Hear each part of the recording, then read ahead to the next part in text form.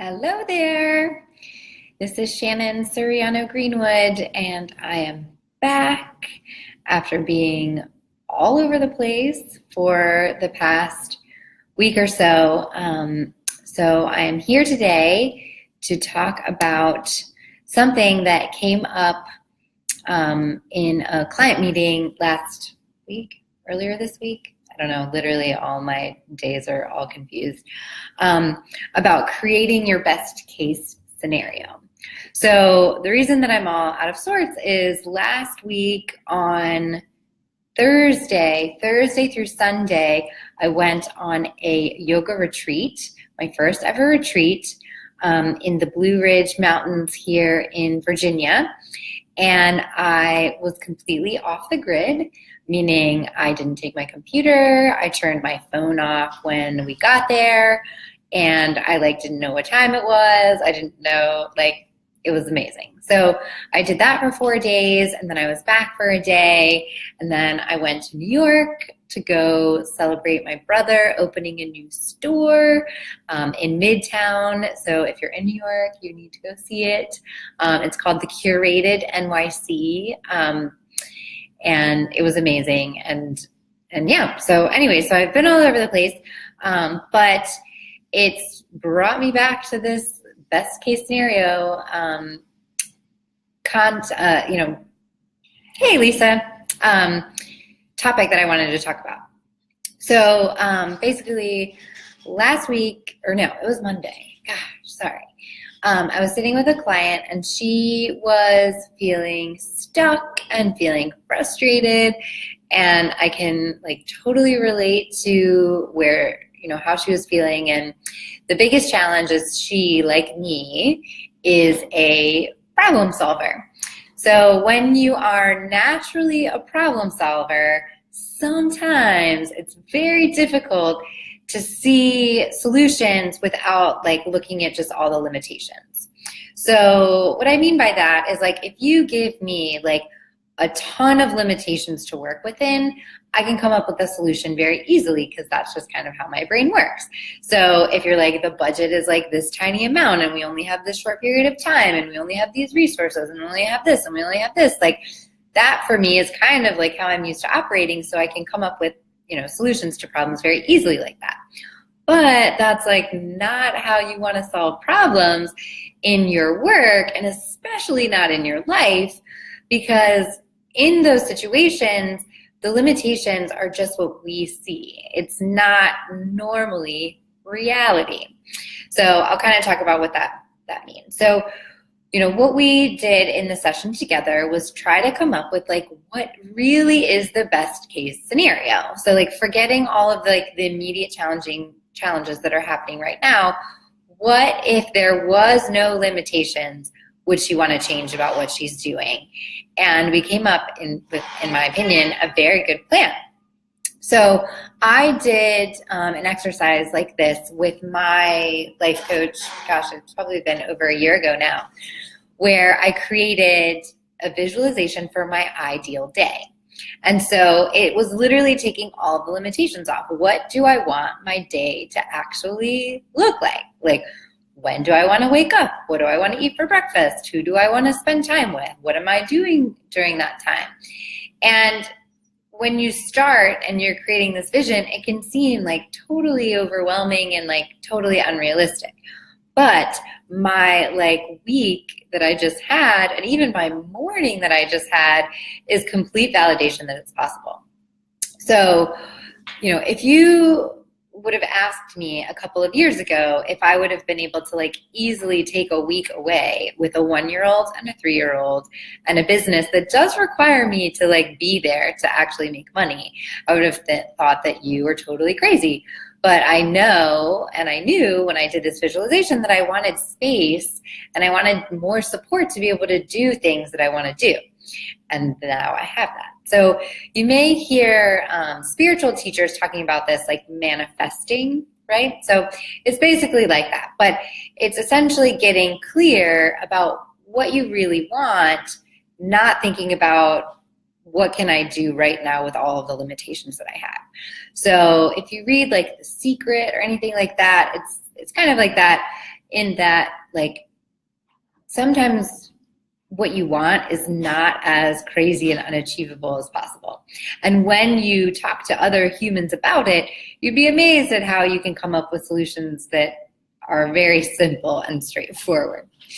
So we talked about a couple of reasons why, like, it might be hard to do this. Like, it might be hard to create your best case scenario.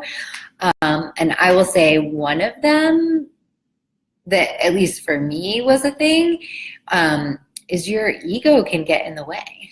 Sometimes we think that we're so important and essential to all the things that we're doing that we can't let go of them, therefore we can't make space for what we actually want. And I'll use a personal example of this too. So I thought that I wanted to, like, be home with my kids all the time when I, like, first had babies. Or I thought that I should want to be home with my kids all the time. And there was this kind of control of, you know, wanting to, like, be there all the time and wanting to, you know, do things the way that I want to do them. But I had to, like, let that go because I really don't want to be home all the time. So then it was like, okay, now I have to find someone that's going to be with them. And that, again, like, felt very limiting. Like, well, I only have this much money to spend. And, like, what if, you know, how am I going to coordinate all of this? And, like, I need a backup plan and I need this. And I was making things very stressful. But again, like, what is my best case scenario? And I literally, like, wrote this down on a piece of paper that my best case scenario was that I would just be home Friday all day with my kids, and then the weekend, Saturday and Sunday, with my husband and my kids. But that during the week, I would have someone come to the house and take care of my children and feed them a healthy meal and, like, take them places that are fun to play, right? And, like, that's not that out of control, right? Like, that's not an unrealistic thing to want. I didn't know anybody that was going to do that. I didn't know if I could afford to do that. I didn't know anything, but I knew, like, that's the best case, right? Like, that's what would be the most ideal for me in that time. And then I just started telling people that that's what I was looking for.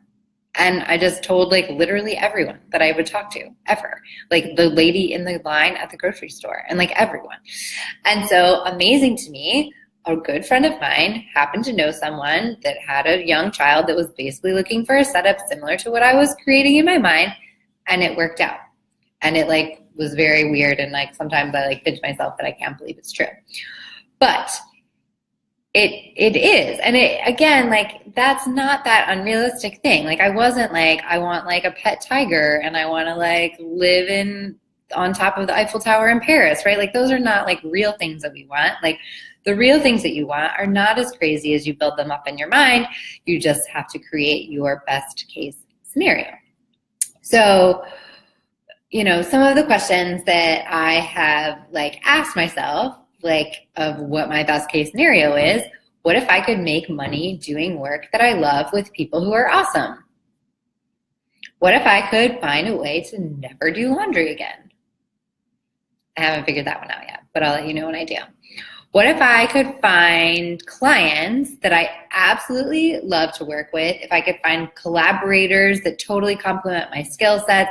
If I can find, like, a babysitter that takes better care of my kids than I do? If I can find someone to, like, prep healthy meals? Like, all of these things are absolutely possible. So I just have to spend a little bit of time really filtering through and figuring out what really is my best case scenario. And I really challenge you to do the same. And it can be in your work, it can be in your life, it can be in your relationship. And the trap to not fall in is, don't compare your best case scenario to somebody else's, right? Like, really tune in. Like, my, like, babysitter situation was not, like, crazy, right? Like, I just wanted a nice human who enjoys spending time with children to come to my house and take care of my kids part-time and feed them a healthy meal. That's not, like, a totally crazy thing, but I'm always amazed at people, not amazed, like, I get it. Like, people think that that's so unattainable from wherever they are. And I will challenge you to say, like, it's probably not. So that's kind of my rant about creating a best case scenario. looking past the limitations that you can see right in front of you. And I'll say, like, it absolutely is more helpful to work with another person to figure it out. Lisa, you love doing laundry. You are amazing. And yeah, I guess it is possible that my nanny could do laundry too, and that may be a solution for us. I thank you for the recommendation. See, that's what I'm talking about. You need other people to like give you ideas that you maybe didn't think of because you're like so siloed. So anyways, creating best case scenarios is literally what I am trying to do in my work with my clients. And so, I mean, I feel pretty good that is oftentimes what we do. It's not always easy, right? Even once you figure out what your best case scenario is to then create it, but it is possible. So if you are watching this, whether you're watching it live or watching the replay, and you are interested in doing this, absolutely, I would love the opportunity to work with you to help you. I work with people one-on-one. I'm also getting ready to start a group in May that I'm really excited about, that really all like kind of came to me as a download while I was on the yoga retreat and then while I've been traveling. So like I said, if you're watching this or watching the replay and you're interested, you can leave a comment and I will make sure to send you the information about the group. Or if you're interested in working one-on-one, you know how to get in touch with me. You can send me an email. You can get my email address through the website or send me a message here. I'm pretty good at responding to Facebook messages. And yes, Lisa, a group. So I'm going to be doing a group starting in May. And I'm still kind of fleshing out the logistics of it, but I'm pretty sure we're going to meet on Mondays for an hour. I will send you the info. Yes. We're probably going to meet on Mondays for an hour virtually. So you don't have to be in Richmond. It can just be on Zoom. And it will be similar to what I did with the group that I ran with CEO Kelleher, my good friend. We did a mastermind earlier this year, but this one's going to be just me.